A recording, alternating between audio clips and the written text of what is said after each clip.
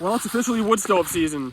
We've been running our wood stove continuously for the past at least a week, maybe even 2. We've had pretty cold temperatures down into the 20s overnight, so it's been a little bit chilly. And we just have that one smaller stove going in the living room of the new addition, and believe it or not, that little stove has been heating up the entire place.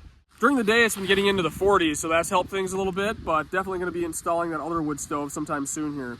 And the good news is we haven't even tapped into our firewood supply at all yet.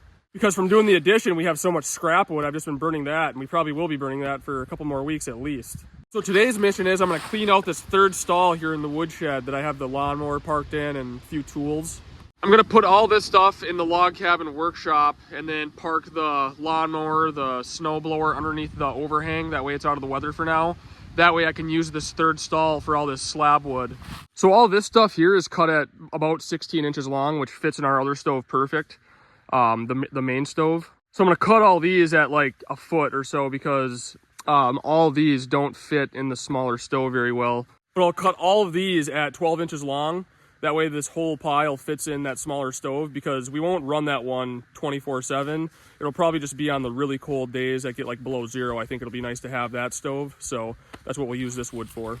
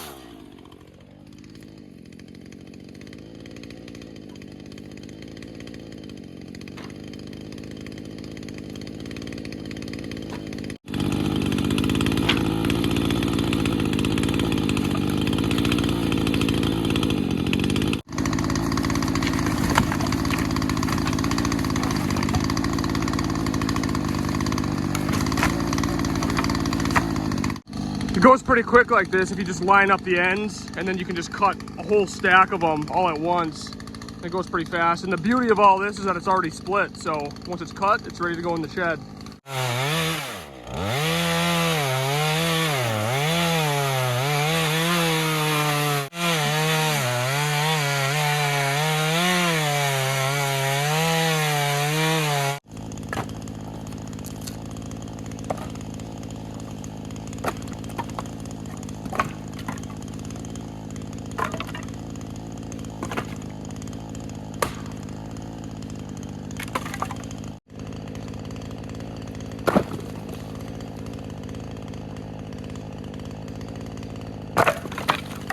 All right, well, we're getting down there. I just have this last little bit left, and then I'll get this stuff out of the third stall of the woodshed and fill it up.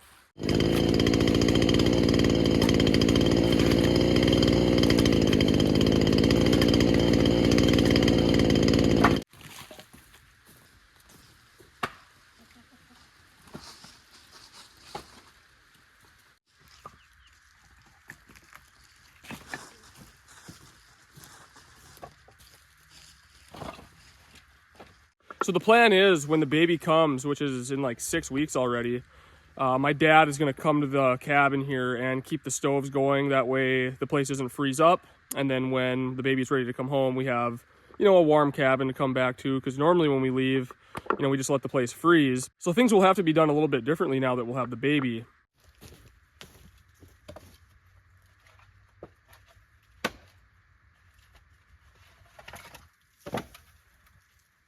Well, I got 3 rows done, so this stall's about half full now. The rest of the stuff's all kind of oddball pieces, so I think I'm just gonna toss it in here and just kind of make a pile and then just grab it, as we need it. because it's not going to stack very nice since they're all kind of weird shapes and different sizes.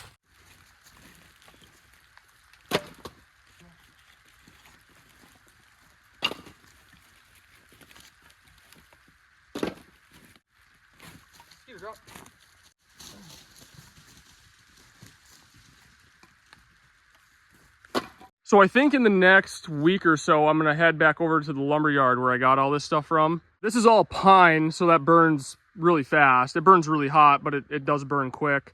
But he does have a bunch of bundles of birch, so that's a hardwood. So I might get a few more bundles of those. That would definitely fill this up and then some. The lumber yard's not too far away from me, so I just take the old Ford over there. He can put 2 bundles in the back of the truck. So if I get, yeah, 2 more, that would definitely fill the rest of the woodshed, and then I'd probably have some left over too. It'll be interesting to see how much wood we go through this year, you know, because we did add, you know, quite a bit more square footage to the cabin here now. And plus we'll be burning 2 stoves. That one stove is pretty small, like I said, so I don't think that's gonna take a whole lot, but it'll probably add up to a decent amount of wood throughout the winter. So we'll just see, but I have the woodshed pretty much full right now. If I go get a couple more of those slabs, I'll have the whole thing, all 3 stalls full. Last year, with just 2 stalls full, we still had leftover wood, but that was, you know, before the new addition. So I think if this whole thing is full, and then I have other piles back in the woods, there's probably like 4 cords of wood back by the new log cabin build back there. And they're all split, stacked, and tarped. I just didn't bring them up to the woodshed, but they are there, kind of a reserve pile if we need it. So the wood's all dry, it's ready to go. So if I do need to go back, you know, if we're running low, I can always go take from there. But I kind of wanted to keep those back by the log cabin, but they're there if I need them. There are tons of people that do deliver dry firewood around here, but I always try to, you know, to me, half the fun of living this way is just going out and getting things yourself and not having to, you know, pay for stuff. But you know, if we ever were in a pinch or anything, you could just get some delivered. It's not too expensive to get a few cords of wood delivered already dry and cut and split and everything. But to me, it's a lot more rewarding going out and doing it all yourself.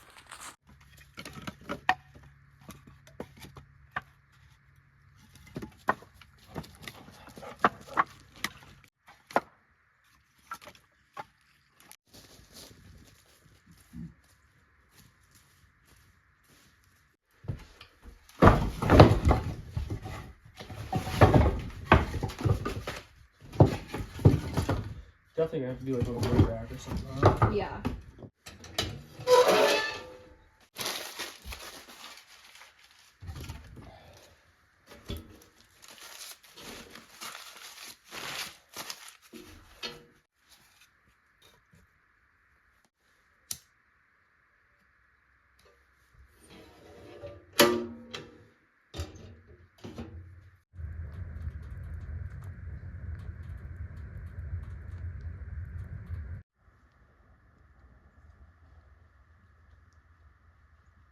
And that's where our heat comes from.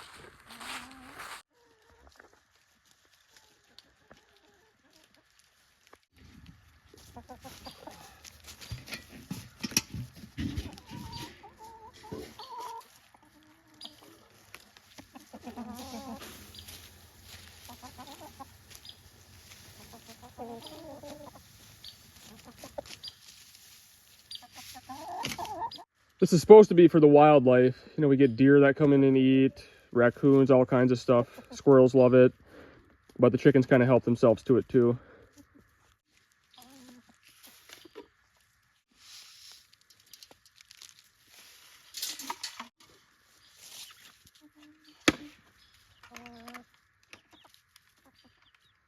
So this will be kind of a shorter video. We were back in my hometown for a few days.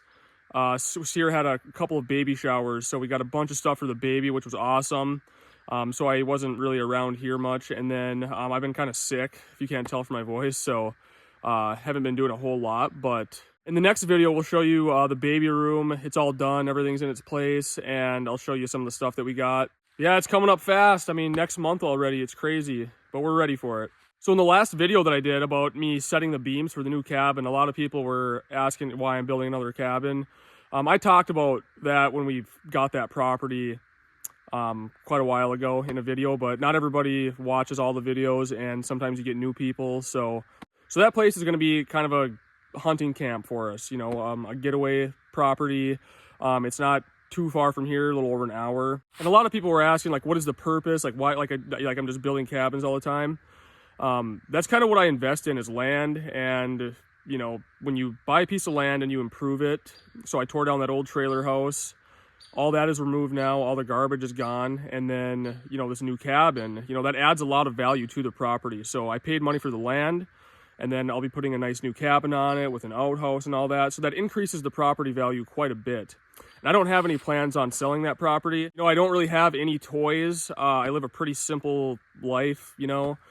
We don't really drive nice vehicles or any of that, and we live in a self-built cabin that we paid cash for. So that's what I put my money towards, is land and properties, because you get to use the land, which is awesome, and then as you are improving it, you're just adding value to it. So it's kind of a safe investment, and I love the woods, so it's kind of a win-win for me. But I think it'd be awesome for our kids to go there, you know, kind of a cabin hunting camp where we can create a lot of memories as a family. Who knows, you know, one day maybe it'll be theirs and they'll inherit it, and I'll be long gone, and they'll, you know, the next generation can, you know, make memories there. So that's kind of the deal with that, and why I'm building that new cabin. A lot of people were asking about it, so I figured I'd address it.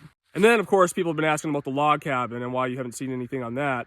So our plan was that we were going to, I built that throughout the winter. I got the shell up, and then I was going to finish it kind of throughout the spring and summer, and then move into it about this time this year. But with Sierra getting pregnant and us having, you know, the newborn baby, I didn't want the baby to be living on a construction site, basically. And I didn't really want to rush things. I didn't want to like feel like I had to like go and do things not the way I wanted, just to kind of get the place somewhat finished since we're having the baby. So I felt the thing to do was to, you know, do an addition onto this place. You know, it's already insulated, it's dried in, ready to go, basically finished. We bumped out, you know, to the addition, so we have more room now. So I think that was kind of the move. You know, we have the well right here, everything's already right here, so it kind of eliminated a lot of stress. You know, like, oh, I gotta like hurry up and get this big log cabin done. You know, that would have been kind of a lot. And plus, we had always planned on doing an addition to this place anyways, so it kind of seemed like, you know, let's just go ahead and do it right now. So the log cabin back here, I'm still going to be finishing that throughout the winter. I'm not really going to be going anywhere too far because Sierra's 8 months pregnant, you know, so we're not going too far from here. You know, the hospital's like 45 minutes away as it is, you know, so we're not really going to be traveling too much. We'll be here. So I'll probably get ready to start roofing that thing, you know, next month, a couple months, but throughout the winter. And the logs, you know, are just sitting there drying. It's not hurting the logs any for them sitting there for a year. You know, they're not getting damaged or anything. They're just seasoning for a year, and then, yeah, we'll get the roof on it. And then throughout the winter, you know, I can take my time, do everything really nice and how I want it to be. So I think that was kind of the move. And same deal, if I want to rent one of these out as an Airbnb or whatever, you know, that's supplemental income. We've had our land surveyed, so I could split our property here into 2 different parcels and then sell one off. I mean, I don't plan on doing that, but again, if you're ever strapped for cash, you know, whatever, it's another option. But with the log cabin back there, it's something that I really want to take my time on and not rush it. And it's pretty much all going to be reclaimed lumber in there, and like really rustic, like a rustic log cabin in the woods. So I didn't want to rush through it. I want to do it how I want to do it. So I think it was the good move to just kind of add on to this place. This place we're good to go. I don't have to worry about, you know, a baby living in an unfinished house. We're ready to go. And now I can kind of take my time and finish that out how I want it. And, you know, the log cabin it's very low cost. I mean, I have in that cabin, it's 24 foot by 40 foot. And with the concrete pads and all the spikes I have into it, I probably have $700. And, you know, I already have a 24 by 40 shell already done. So, you know, that's going to go up as I roof it and build the floor and all that. But for what it is, it's pretty low cost to build a log cabin if you already have the logs and do it yourself. So anyways, that's kind of the deal. Next episode, we got a lot of fun things going on. I've gotten a ton done in the cabin here since you guys have seen it last. So I'll show what all I have done in there. Show you the baby room, all the baby stuff. And as always, thanks for watching, and I'll see you on the next video.